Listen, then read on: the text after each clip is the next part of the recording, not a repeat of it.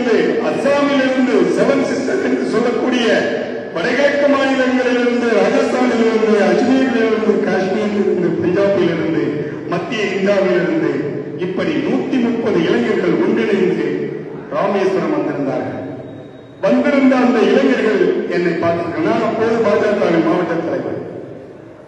அவங்க கேட்டாங்க, தலைவர் அண்ணாமலை அவர்கள் வந்திருக்கிறதாக சொல்றாங்களே, அவர்களோடு ஒரு செல்ஃபி மட்டும் எடுத்துக்கிறோம் அப்படின்னு சொல்லி கேட்டாங்க. இது இளைஞர்கள் மத்தியில எல்லாருக்கும் தெரியும்.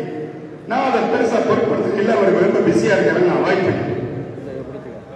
ஆனா அவங்க சொன்னாங்க, நாங்கெல்லாம் யூடியூபர்ஸ் அப்படின்னு சொல்லி அவங்களுக்கு ஃபாலோவர்ஸை காமிச்சாங்க.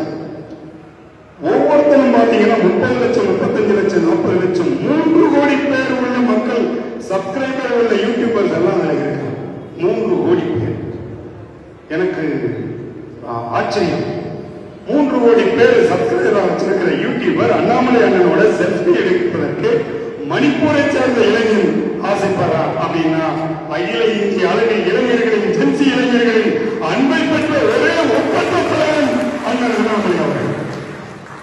அப்படி இந்தியாவெங்கிலும் இளைஞர்களின் எழுச்சி நாயகனாக, ஜென்சி இளைஞர்களின் எழுச்சி நாயகனாக திகழ்கின்ற அண்ணன் அண்ணாமலை அவர்களை தமிழகத்தின் ஒரு மூலையில் மட்டும் அடக்கி வைப்பதற்கு எந்த கொம்பனாலும் முடியாது. இதை அவர் எதிர்க்கின்ற தலைவர்கள் புரிந்து கொள்ள வேண்டும். சாட்டையை சொடுக்குவதற்கு ஆரம்பித்தால் எந்த சுப்பனும் குப்பனும் கூட இங்கே தாங்க முடியாத தலைவர் என்ற பெயர். இது எச்சரிக்கையாக நாங்கள் இந்த மண்ணில் சேதம் என்று விடுக்கிறோம்.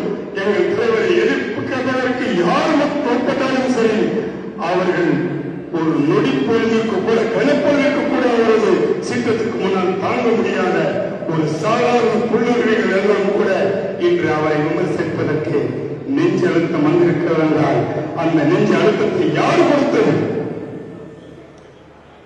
நண்பர்களே, இது தேவை, இது காலத்தின் கட்டாயம். கோழி குஞ்சுகளுக்கு சுதந்திரம் கொடுத்துவிட்டு இங்கே பெருந்துகளையும் திறந்துவிட்டு இருக்கிறார்கள்.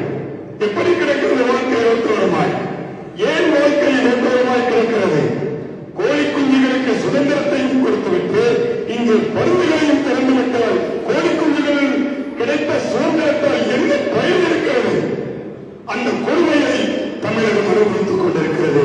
அந்த கொடுமையிலிருந்து மீட்க ஒரு நல்ல மீட்பராக அண்ணன் அண்ணாமலை அவர்கள் இங்கே தனது அழுத்தமான தளத்தை, அடித்தளத்தை உருவாக்கி, பி த லீடர்ஸ், நாம் தலைவர்கள் என்ற ஒரு கோஷத்தை முன்வைத்து அவரது அறக்கட்டளை மூலமாக ஒரு நல்ல ஒரு துவக்கத்தை துவங்கி, பின்பு அது அரசியல் மாற்றத்திற்கான ஒரு அமைப்பாக மாறுவதற்கான எல்லா சூழலும் இருக்கிறது என்பது நம் எல்லோருக்கும் தெரியும்.